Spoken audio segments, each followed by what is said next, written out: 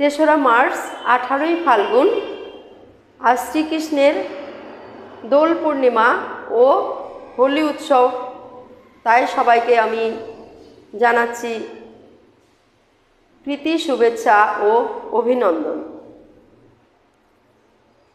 আমি মা বোনদের উদ্দেশ্যে একটা কথা বলবো, সেটা হচ্ছে যে সমস্ত মা এবং বোনেরা গর্ভবতী সেই মা বোনদেরকে আমি বলবো আজ কিন্তু চন্দ্রগ্রহণ, তাই তোমরা খুব সতর্ক হয়ে থাকবে।